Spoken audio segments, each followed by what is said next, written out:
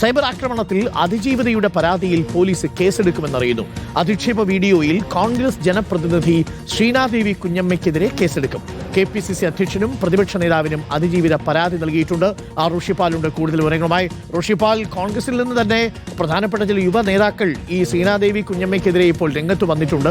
ഒരു ജനപ്രതിനിധിയാണ്, കോൺഗ്രസുകാരിയാണ് എന്നതൊന്നും ഓർമ്മിക്കാതെ അവനൊപ്പം എന്ന മട്ടിൽ ചില പ്രതികരണങ്ങൾ നടത്തി എന്നുള്ളതാണ് അവർക്കെതിരെയുള്ള പ്രധാനപ്പെട്ട ആരോപണം. ഇപ്പോൾ അതിജീവിത ശ്രീനാദേവി കുഞ്ഞമ്മയ്ക്കെതിരെ നൽകിയ പരാതിയിൽ കേസെടുക്കും എന്നുള്ളൊരു വിവരം വരുന്നു. ആ സമയത്ത് ശ്രീനാദേവി ഈ അതിജീവിതയ്ക്കെതിരെ പരാതി കൊടുത്തു എന്നുള്ളൊരു വിവരമാണ് വരുന്നത്.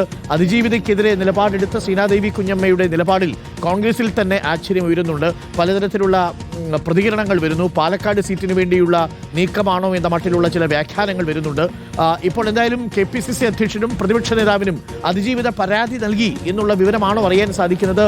ശ്രീനാദേവി കുഞ്ഞമ്മയെ സംബന്ധിച്ചിടത്തോളം ഒരു കുരുക്കായി മാറുമോ ഇത്? നേരത്തെ രാഹുൽ ഈശ്വർ പോയി കിടന്നു ജയിലിൽ. അരുൺകുമാർ, രാഹുൽ മാങ്കുട്ടത്തിനെതിരെ പരാതി നൽകിയ മൂന്നാമത്തെ പെൺകുട്ടിക്കെതിരെയാണ് ഈ ശ്രീനാദേവി കുഞ്ഞമ്മ എന്ന കോൺഗ്രസിന്റെ ജില്ലാ പഞ്ചായത്ത് അംഗം ഇങ്ങനെ സാമൂഹ്യ മാധ്യമത്തിലൂടെ വലിയ രീതിയിലുള്ള അധിക്ഷേപമാണ്. അത് ഒന്നിൽ കൂടുതൽ തവണ തുടർച്ചയായ അധിക്ഷേപമാണ്. ആ സാഹചര്യത്തിലാണ് പോലീസ് മേധാവിക്ക് ആദ്യം ഈ അതിജീവിത പരാതി നൽകിയത്. പിന്നീട് ഇപ്പോൾ കോൺഗ്രസ് നേതൃത്വത്തിനോട് പരാതി നൽകിയിരിക്കുന്നു. അത് KPCC അധ്യക്ഷൻ സണ്ണി ജോസഫ്, പ്രതിപക്ഷ നേതാവ് VD സതീശൻ, വർക്കിംഗ് പ്രസിഡന്റുമാരായ AP Anilkumar, Shafi Parambil, PC Viswanath, Adoor Prakash, UDF convener, ഇത്രയും നേതാക്കൾക്കാണ് പരാതി നൽകിയത്. ആ പരാതിയിൽ ആവശ്യപ്പെടുന്നത് തുടർച്ചയായ സൈബർ ആക്രമണമാണ്, അധിക്ഷേപിക്കുകയാണ്, വ്യക്തിഹത്യ ചെയ്യുകയാണ്.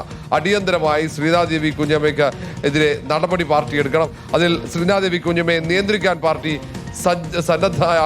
സന്നദ്ധമാകണമെന്നാണ് ആവശ്യപ്പെട്ടിരിക്കുന്നത്. നമുക്കറിയാം, നേരത്തെ സംസ്ഥാന പോലീസ് മേധാവിക്കും മുഖ്യമന്ത്രിക്കും ശ്രീനാദേവി കുഞ്ഞമ്മയ്ക്കെതിരെ കേസെടുക്കണമെന്ന് ആവശ്യപ്പെട്ട അതിജീവിത പരാതി നൽകിയതാണ്.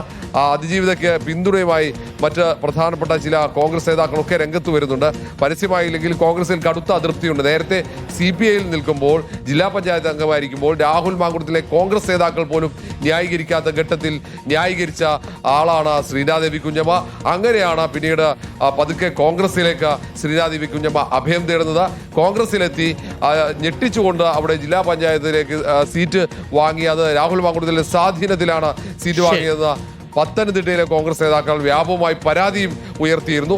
ഒടുവിൽ ജില്ലാ പഞ്ചായത്ത് അംഗമായതോടെ രാഹുൽ മാങ്കുട്ടത്തിനെതിരെ പരാതി നൽകുന്ന അതിജീവിതമാരെ അധിക്ഷേപിക്കലാണ് ഇപ്പോൾ കുറച്ചു ദിവസമായി സാമൂഹ്യ മാധ്യമത്തിൽ ശ്രീനാദേവി കുഞ്ഞമ്മയുടെ നീക്കം. കഴിഞ്ഞ ദിവസം യൂത്ത് കോൺഗ്രസിന്റെ സംസ്ഥാന ജനറൽ സെക്രട്ടറി RV സ്നേഹ ഈ വിഷയത്തിൽ വലിയ വിമർശനവുമായി രംഗത്ത് വന്നത് അരുൺകുമാർ. ഏതായാലും ഈ കാര്യത്തിൽ കോൺഗ്രസ് നേതൃത്വത്തിന്റെ നിലപാട് നമുക്ക് ഇന്ന് KPCC അധ്യക്ഷന്റെ ഭാഗത്ത് ഉണ്ടാകുമെന്ന്. കോൺഗ്രസുമായി ഒരു ബന്ധവുമില്ലാത്ത രാഹുൽ മാങ്കൂട്ടത്തിനെ ന്യായീകരിച്ചുകൊണ്ട് ശ്രീനാദേവി കുഞ്ഞമ്മ വരുന്നത് കോൺഗ്രസ് വൃത്തങ്ങളിൽ അമ്പരപ്പുണ്ടാക്കിയിട്ടുണ്ട്. ഇന്നലെ വരെ CPI ആയിരുന്നു, പിന്നീട് വളരെ പെട്ടെന്ന് കോൺഗ്രസിലേക്ക് എത്തുന്നു.